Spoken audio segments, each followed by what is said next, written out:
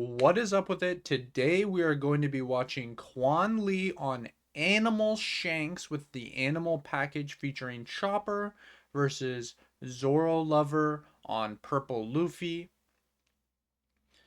Uh, just setting up. I'm not sure who won the die roll, but it appears Quan Lee kept and Zoro Lover mulliganed based on the fact that Quan Lee is going first. I imagine he won the rock, paper, scissors, and he's just going to go ahead and play down a one drop chopper blocker.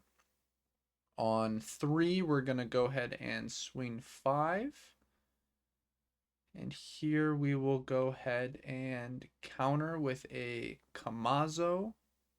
And then we're going to go ahead and play the 3 drop chopper. Going to go ahead and special summon something off the top of our deck, except for we miss, so we will not be doing that.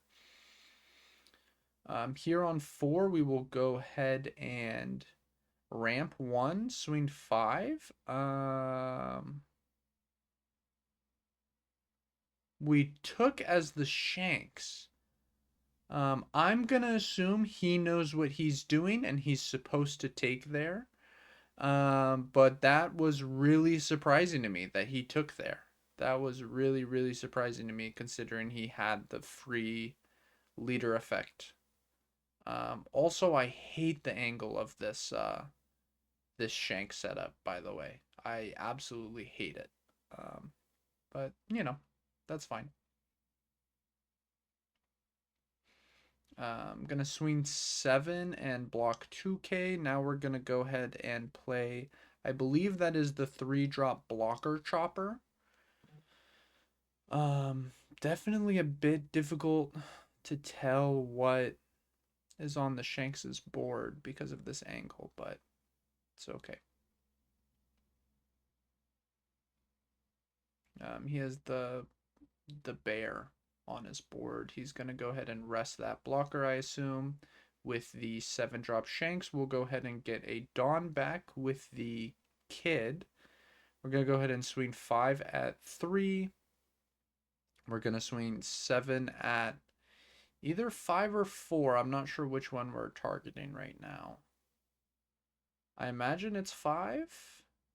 Nope, we're swinging 7 at 4. I think we're going to leave a Dawn up with this kid active. No, we're swinging 7 at 5. I feel like if we're going to go 7 at 5, we should do that first, honestly. But maybe we knew that we were never willing to swing at it twice. We're going to go ahead and swing 5 and go ahead and special summon off the top of our deck, except for we miss. Wow, I think we've missed 2 of 3. And we're going to counter with the 5 drops chopper, which is not something you see in most lists. I will say I think Shanks is not a particularly cool deck. The build with the chopper, though, really cool. Actually really cool.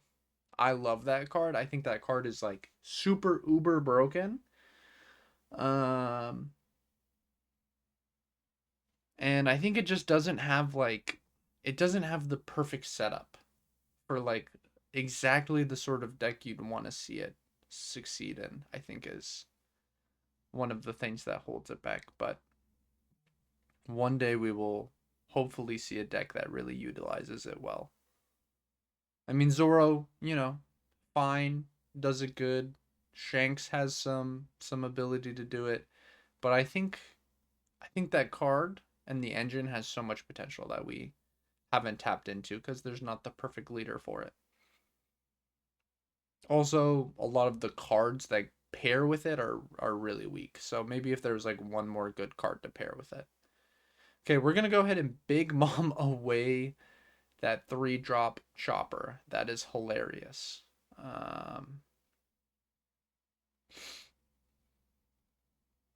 We're gonna go ahead and drop the 9 beard. Wow. We're gonna swing 7 at life. And we still just have this 1 drop chopper blocker on our board. We're gonna swing 8. I believe they countered both of these hits.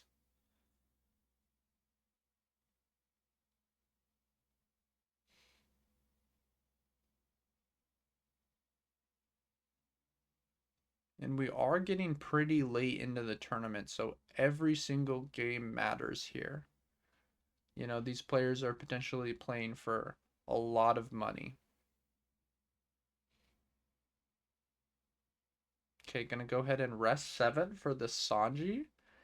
Not resting anything. Am I tripping? Is that okay? No. Okay, I was gonna say surely that's the 1-drop blocker, right?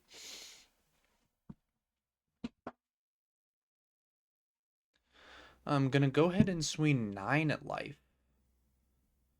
Or maybe this is 9 at Beckman. Might have been 9 at Beckman, actually. And we're gonna go ahead and swing 9 at Beckman again. I believe only 3 cards in Shanks' hand.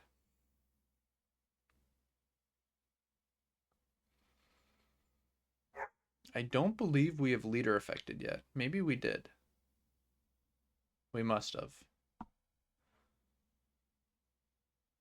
Oh, Shanks thought the turn was over. This is looking pretty decent for the purple Luffy player, I will say. I mean, it's a little concerning that we're at 2 life, but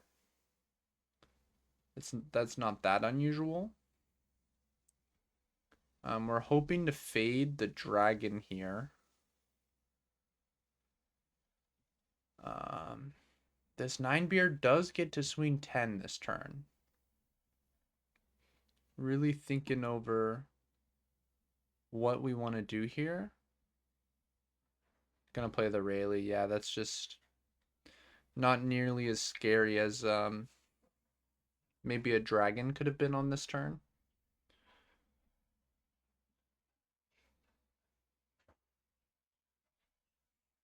So gonna minus both Shanks. Or nope, never mind the Shanks and the Big Mom. We're gonna go ahead and swing 7. I have to imagine this is at the Shanks. Oh, and we're gonna let that die. And we're gonna swing 10 at the Mom. Okay, so I mean, very nice. Very, very, very nice board control there. The purple Luffy showing he doesn't have too much counter. Otherwise, surely he would have saved at least one of those.